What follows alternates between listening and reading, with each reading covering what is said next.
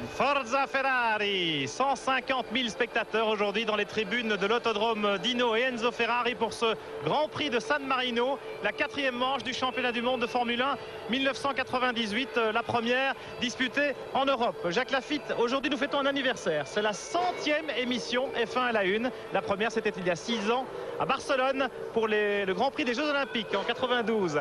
Et puis c'est aussi le 100e Grand Prix, la 100e participation en Grand Prix aujourd'hui de Mika Häkkinen, le leader du championnat du monde. Il a coupé le traditionnel gâteau d'anniversaire ce matin. C'était après le warm-up dans une ambiance très bon enfant du côté de chez McLaren. Jacques Lafitte, il n'a pas réussi la pole position pour son 100e Grand Prix. Häkkinen, c'est Coulthard, son équipier, qui partira devant. Oui, il est vrai que moi j'avais 100e Grand Prix, pole position à Jarama en Espagne en 1981. Donc vous êtes le seul à avoir fait ça, oui. La pole position pour le 100e Grand Prix. Absolument, je suis très fier de ça, mais ça a été juste. Bon alors Jacques, Häkkinen doit se méfier de Coulthard, certes, son équipier qui n'a pas encore gagné cette année et qui est en pole et qui est en confiance ici, mais aussi évidemment des Ferrari. Oui, grosse surprise, on pensait que les deux McLaren allaient encore dominer, mais non, Michael Schumacher et Eddie Irvine sont là, bien là, et puis une course très difficile pour toutes les équipes parce qu'il fait très chaud, presque plus chaud qu'au Brésil ou en Argentine, et ici c'est gros problème pour les freins, gros problème pour les pneumatiques, il va y avoir de nombreux arrêts, donc une course tactique très importante, et on sait qu'à ce jeu-là, la Scuderia Ferrari est très forte. On va évoquer tout cela dans F1 à la une et puis tout au long du Grand Prix cet après-midi. Au secours, Michael Schumacher revient. Voici l'interview exclusive qu'il a accordée à Gilles Pernet.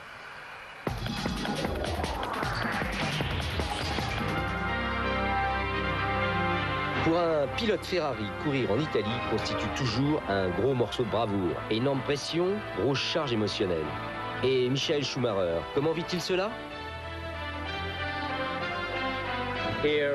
Ici, il y a bien une certaine pression, mais quand je conduis, cela ne m'affecte pas vraiment.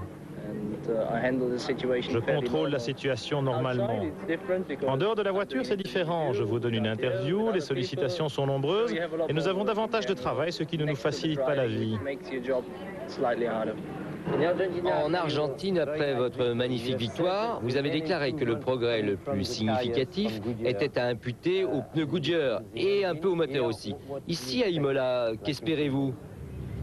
Le plus grand progrès provient des pneus, mais aussi des améliorations apportées à la voiture pour bien les exploiter. Parce que rien que les pneumatiques, cela ferait le même écart que Williams ou Jordan, qui ne peuvent gagner. La vérité, c'est qu'en Argentine, les Bridgestone étaient moins performants que les Goodyear. Ici, c'est encore différent. Il semble que nous perdions un petit peu de notre avantage, particulièrement en endurance. Nos pneus sont moins constants que les leurs. McLaren excepté, quels sont vos plus redoutables challengers cette année ? En ce moment, je ne vois que McLaren, pour être honnête. On doit regarder devant et pas derrière. Devant, il n'y a que McLaren.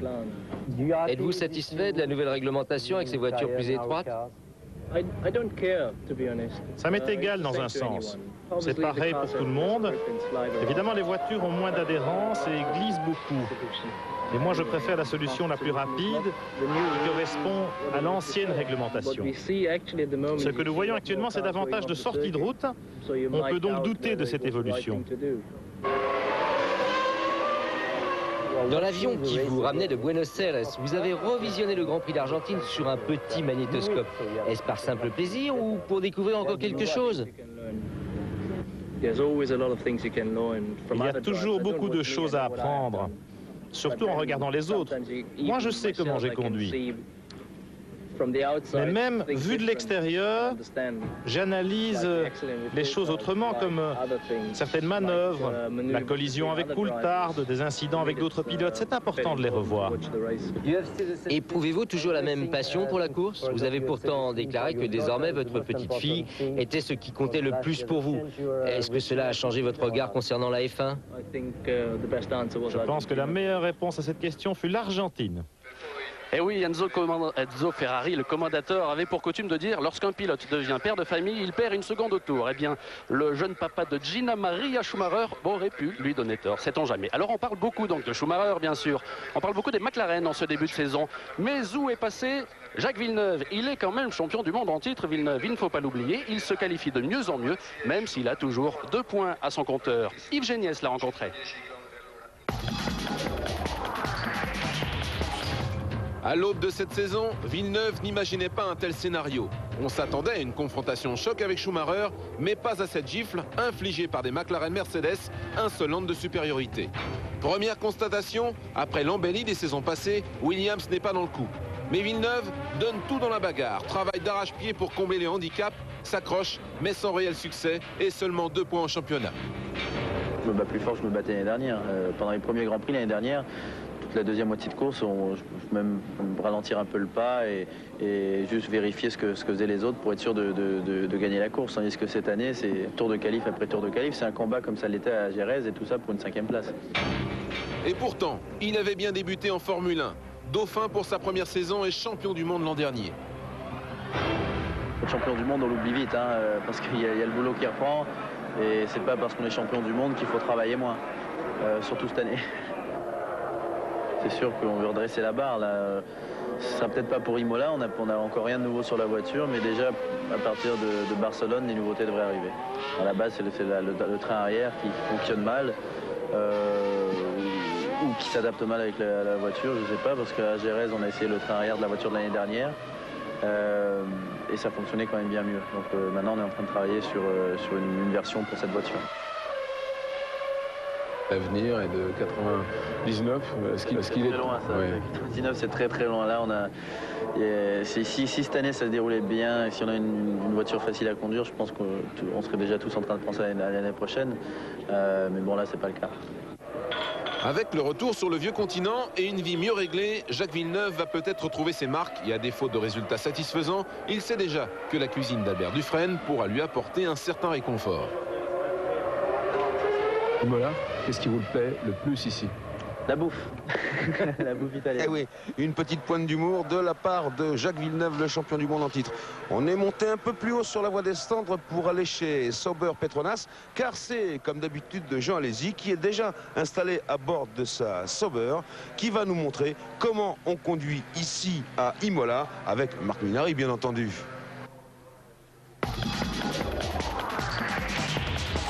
« 4 km 930, c'est la longueur de l'autodrome Enzo et Dino Ferrari après les modifications imposées par les accidents de 1994. Le circuit tourne en sens inverse des aiguilles d'une montre et présente une particularité.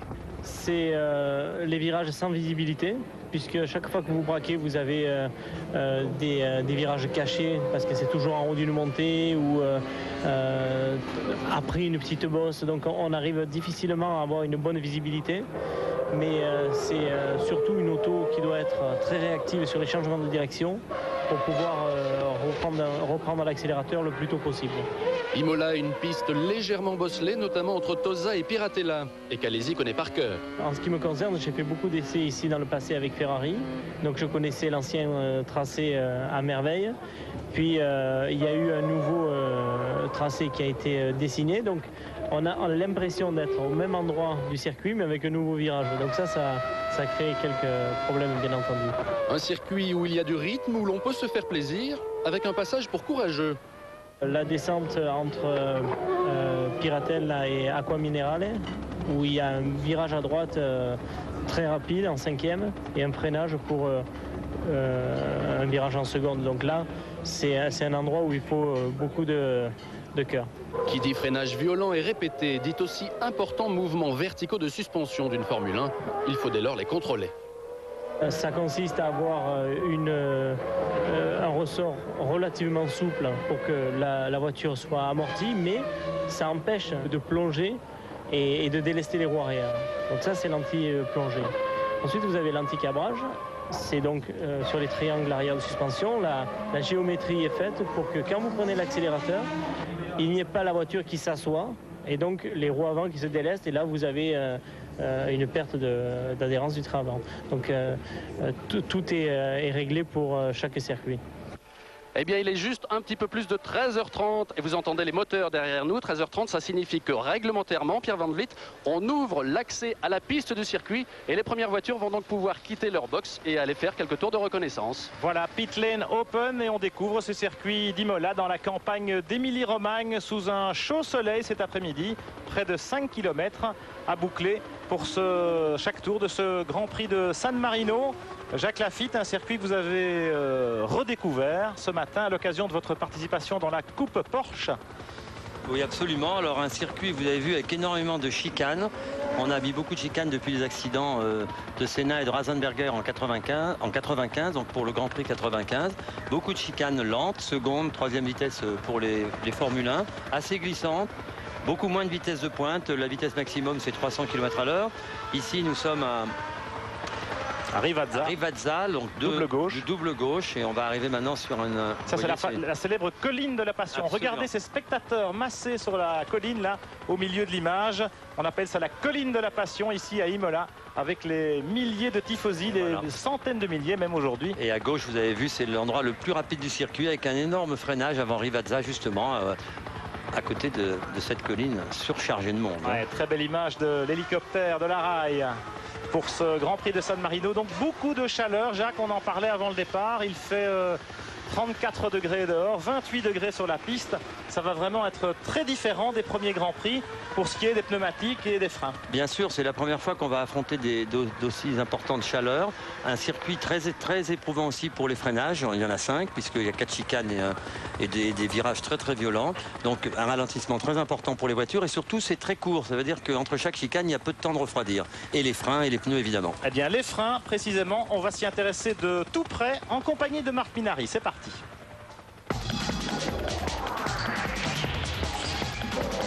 Sur un tour à Imola, le pilote freine 8 fois et à 6 reprises, les disques en carbone montent subitement de 500 à près de 1000 degrés. Ici, les temps morts n'existent pas, aussi les freins refroidissent mal et travaillent de moins en moins bien. Il faut donc les bichonner. 4 à 5 mois s'écoulent entre le moment où cette toile de carbone est déroulée, découpée, subit une réaction chimique complexe et ses débuts sur une Formule 1. À la sortie de l'usine, chaque disque ventilé pèse 1,4 kg, revient à 5 000 francs pièce, soit 20 000 francs le jeu complet. 3 jeux sont utilisés par week-end de course. Tout à l'heure au départ, chacun aura des disques d'épaisseur maximale, 28 mm.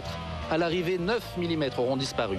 Et puis, sans le savoir, vous aussi avez peut-être déjà bénéficié des avantages du frein carbone en Airbus et dans le futur peut-être sur le TGV. Quand on vous dit qu'il était à 20 minutes du départ avec Olivier Panis. Olivier, confiant, pas confiant, la chaleur, ça sera plutôt dur? Oui, ça va être dur, c'est sûr qu'il fait très chaud, donc ça va être dur pour les freins, parce que c'est un peu un circuit typique pour ça. Ça va être dur pour les pneus, ça va pas être une course facile, quoi. Mais on va essayer de bien travailler parce qu'on a un potentiel qui existe en course, essayer d'en tirer profit. Mais tout le week-end, ça s'est bien passé, donc il faut continuer à travailler. Bon, alors ce qu'on vous souhaite, c'est l'endurance, là. Voilà, c'est l'endurance, et pourquoi pas de marquer un point. On va essayer d'attaquer pour faire ça. Merci Olivier, bon courage. Alors, justement, l'endurance, ça se tient du côté de la boîte de vitesse et du moteur surtout, mais non, de la boîte de vitesse chez Prost Peugeot. Le moteur, il y a eu un petit souci, vous le voyez bien.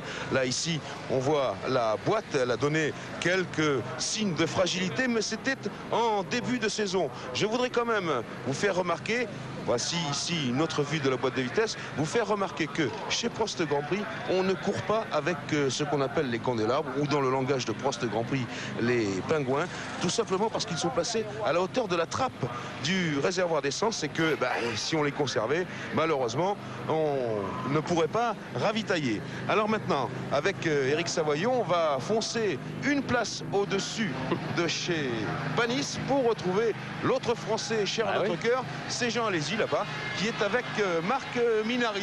Allez Jean. Allez Jean au boulot, le traditionnel. Comment ça va Jean, oui, avant la course? Ça va bien.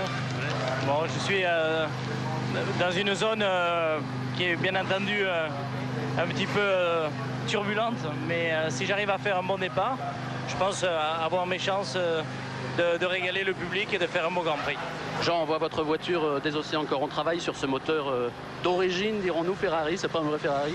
Non, on ne travaille pas dessus. Ce qui est important, c'est de tout contrôler, s'il n'y a aucune fuite, si tout est bien serré. Et puis, n'y a plus qu'à croiser les doigts et à continuer à faire le maximum. Merci beaucoup Jean, vous savez ce qu'on vous souhaite bien évidemment pour cette course devant son public. Hein. Jean, allez-y l'Italien, Jean-Louis. Oui, bien sûr. Alors, on va finir ce tour autour de la Sauber Petronas de Jean Alesi. Quand même une surprise un petit peu mauvaise pour Jean. Il n'a pas son premier rapport de vitesse habituel, c'est-à-dire ce qui lui permet de faire un bond en avant au signal de l'envolée, parce que bien ici, il faut des rapports de boîte différents, et chez Sauber Petronas, on ne les a pas encore fait. On continue là, ici, avec la Benetton Mecachrome de Giancarlo Fisichella.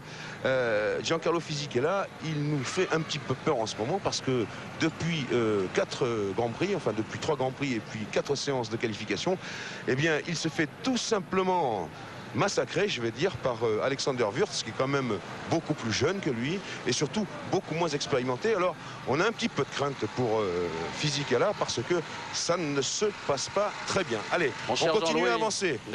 Oui. Regardez qui est là. Oui, bien, je prends Eric Savoyot sous mon bras. Il est là chez Benetton. Et puis j'arrive chez l'ancien patron de Benetton. C'était Benetton, non? Notre ami Flavio Briatore. Bonjour Flavio. Flavio, quelles sont les nouvelles? Qu'est-ce que vous faites? Qu'est-ce que vous devenez? Non, je suis ici, je cherche à regarder une belle course et après, c'est fini. Bon, mais qu'est-ce que vous faites dans la vie maintenant que vous avez arrêté de travailler chez Benetton? Oui, dans la vie, il n'y a pas seulement le travail, hein. On peut faire aussi quelque chose d'autre. Pour le moment, on fait des vacances. Et après l'été, on va faire quelque chose. Bon, vous trouvez que ça a beaucoup changé chez Benetton entre l'année dernière et maintenant? Non, ils sont un petit peu plus derrière qu'avant, mais pour le reste, il a changé.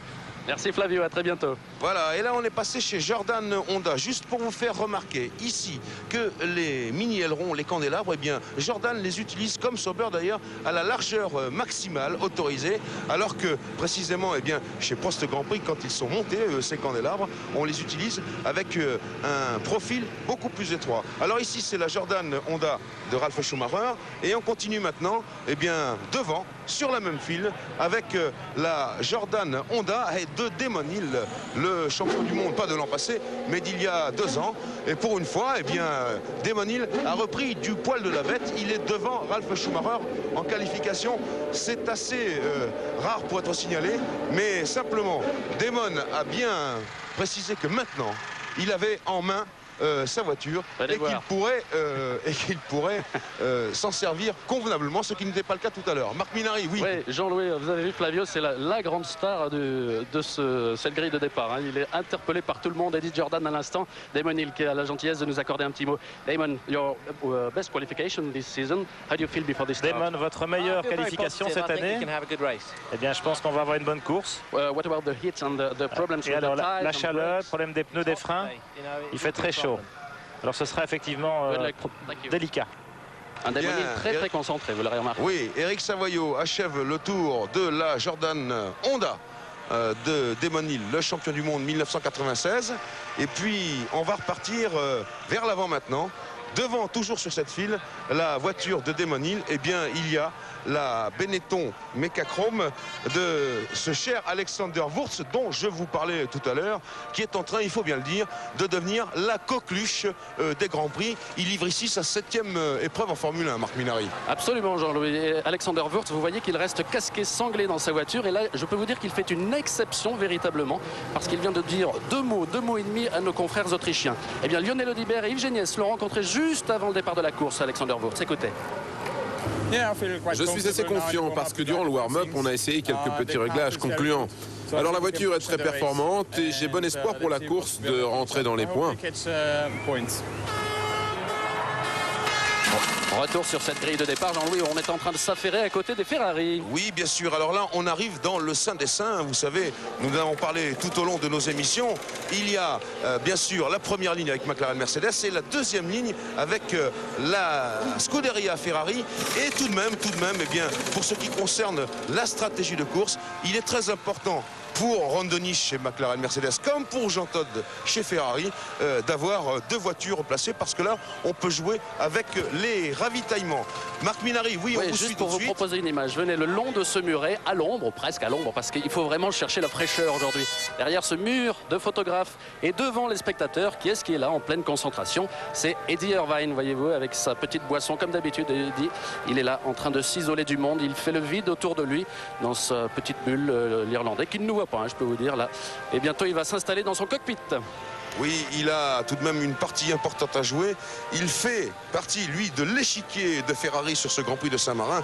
Un Grand Prix cher à la Scuderia, puisque vous savez qu'ici, eh bien, on est sur l'autodrome Dino Enzo Ferrari, alors que Michael Schumacher, eh bien, va rejoindre lui aussi à l'ombre son équipier Irvine. Si vous voulez bien vous rappeler du Grand Prix d'Argentine, vous savez que tous les deux, ils se parlaient par radio pendant la course, ce qui était assez exceptionnel, il faut bien le dire. Allez, Schumacher a dit ces 2-3 consignes et souhaitez bonne chance à Irvine. Nous, on continue, on le suit toujours.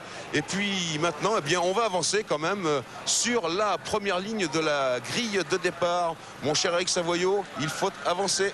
Jean-Louis, pendant que nous avançons, si vous voulez bien, juste un mot. Eric, lui, va monter jusqu'à la McLaren Mercedes, bien sûr. Juste un mot de Max Biaggi, qui est là pour supporter les Ferrari ce week-end, évidemment. Max, how do you feel? Are you a real tifoso? Êtes-vous un vrai tifoso? Oui, bien sûr, j'en suis. Hein. C'est pour ça que je suis là. J'essaie de leur apporter un peu de chance aux gars de Ferrari pour ce Grand Prix, pour qu'ils réussissent bien. Encore un mot. Vous êtes ici avec Craig Pollock, le manager de Jacques Villeneuve. Oui, on discute un peu. Rien de très sérieux. Voilà, quelques mots. On échange des idées. Merci.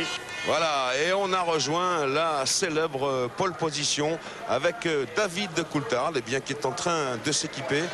Ici, à nos pieds, la McLaren Mercedes qui joue elle aussi une grosse carte. Vous savez que de toute façon, il y a quand même, nous l'avons dit hier dans Spécial F1, un peu d'électricité dans l'air entre Coulthard et Häkkinen, tout simplement parce que lors du premier Grand Prix de la saison en Australie, eh bien, ça s'est pas très bien passé. Alors, regardez bien cette McLaren, même si les ailerons à l'avant et à l'arrière sont camouflés, premièrement, c'est pour éviter les coups, et deuxièmement, eh bien, c'est pour que la concurrence ne voit pas vraiment le calage des ailerons, mais je peux vous dire qu'ici, à Imola, eh bien, il en faut des ailerons, il faut également des freins, et il faut également du moteur, parce que c'est un circuit d'accélération-freinage. Voilà, Formule 1 à la une est en train de s'achever. Nous allons retrouver Pierre Van Vliet et Jacques Lafitte en cabine pour ce départ du Grand Prix de Saint-Marin dans 10 minutes maintenant. À tout à l'heure.